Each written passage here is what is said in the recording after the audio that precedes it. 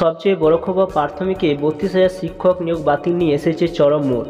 বহু প্রতীক্ষিত এই মামলায় শুনানি শেষে আজ যে ঘোষণা এসেছে তা রীতিমতো চমকে গেছেন হাজার হাজার চাকরি প্রার্থী।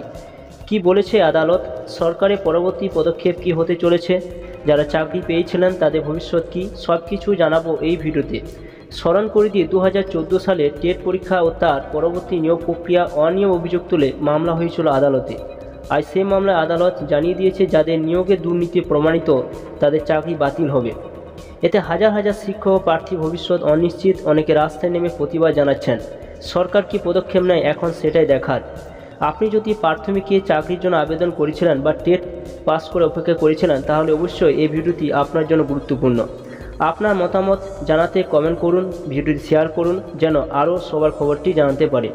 তো চলুন বন্ধুরা, মূল বিষয়ে আসা যাক। কি বলা হয়েছে আদালতে সম্পূর্ণ আপনারা দেখতে থাকুন। চ্যানেলটা অবশ্যই আপনারা সাবস্ক্রাইব করে রাখবেন। তো আজকে যে রায় বেরোলো সেখানে কি বলা হয়েছে যে সুপ্রিম কোর্টের রায় মেনে এসএসসি নিয়োগ প্রক্রিয়া থেকে পুরোপুরি বাদ দিতে হবে চিহ্নিত অযোগ্যদের। তেমনকি ইতিমধ্যে আবেদন করলে তা অবিলম্বে বাতিল করতে হবে। ফের নতুন করে নিয়োগ বিজ্ঞপ্তি জারির নির্দেশ কলকাতা হাইকোর্টে। বিচারপতি সৌগত ভট্টাচার্য জানিয়েছে যে সুপ্রিম কোর্টের নির্দেশ মেনে করতে হবে নিয়োগ প্রক্রিয়া। যেটা বললেন যে সোমবার নির্দিষ্টভাবে চিহ্নিত অযোগ্যদের নিয়ে নিজের অবস্থান স্পষ্ট করে রাজ্য এবং স্কুল সার্ভিস কমিশন।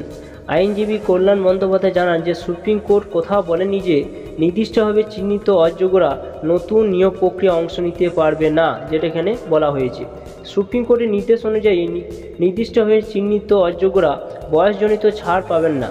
যদি নির্দিষ্টভাবে চিহ্নিত অযোগ্যরা নতুন নিয়োগ প্রক্রিয়া অংশ না নিতে পারেন তাহলে 2016 সালে নিয়োগ প্রক্রিয়া অংশ নেওয়া অসফল চাকরি প্রার্থীরা অংশ নিতে পারবেন না, যেটা এখানে উল্লেখ করা হয়েছে।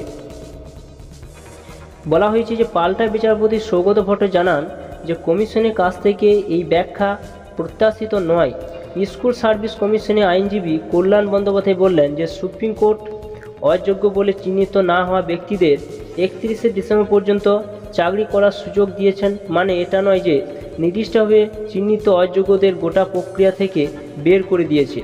বিচারপতি প্রশ্ন যে এত বড় দুর্নীতি অভিযোগ, টাকা ফেরত দেওয়ার কথা বলেছে সুপ্রিম কোর্ট, তারপরেও এটা বলবেন যে কল্যাণ সওয়াল যে এখনও তদন্ত শেষ হয়নি, কিছু প্রমাণ হয়েছে, কারো দোষ প্রমাণ হয়েছে। এছাড়া বলছে মন্তব্য যে ধরনের পর্যবেক্ষণ সুপ্রিম কোর্ট করেছে তো চাকরি খারিজ করার থেকে ভয়ঙ্কর। দুর্নীতির জন্য চাকরি বাতিল করা হয়েছে, পূর্ব অভিজ্ঞতার জন্য 10 নম্বর দেওয়া হবে।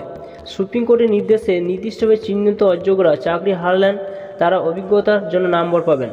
কমিশনের সওয়াল যে একবারে এই ব্যক্তিদের চাকরি বাতিল করা হয়েছে, বেতন ফেরতের কথা বলা হয়েছে, এখন যদি আবার নিয়োগের অংশ নিতে না দেওয়া হয় তাহলে তাদের একই অপরাধের জন্য 2বার শাস্তি দেওয়া হবে, যেটা বলা হয়েছে।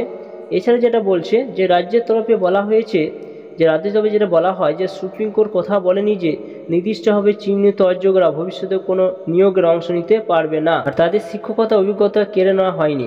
সওয়াল জবাব শোনার পর বিচারপতির নির্দেশ যে সুপ্রিম কোর্টের নির্দেশ মতো নিয়োগ প্রক্রিয়া থেকে চিহ্নিত অযোগ্যদের বাদ দিতে হবে। যদি কোনো নির্দিষ্টভাবে চিহ্নিত অযোগ্য ব্যক্তি ইতিমধ্যে আবেদন করে থাকেন তাহলে সেটা বাতিল বলে গণ্য হবে। তার ফলে স্বাভাবিকভাবে অস্বস্তিতে স্কুল সার্ভিস কমিশন, যেটা এখানে উল্লেখ করা হয়েছে। অর্থাৎ যারা অযোগ্য সেই সমস্ত ব্যক্তিরা কিন্তু এই নিয়োগে কিন্তু অংশগ্রহণ করতে পারবেন না, যেটা কিন্তু হাইকোর্ট স্পষ্টভাবে কিন্তু বলে দেওয়া হয়েছে। তো বন্ধুরা, আজকে যে বিচার যে ঘোষণা করা হয়েছে সেটা আপনাদের এই ভিডিওর মাধ্যমে তুলে ধরলাম। তো অবশ্যই আপনি ভিডিও সম্পূর্ণ দেখলেন এবং ভিডিও যে ভালো অবশ্যই লাইক করবেন, চ্যানেলটা অবশ্যই সাবস্ক্রাইব করে রাখবেন, পাশে থাকা বেল আইকনটি অবশ্যই আপনারা প্রেস করে রাখবেন।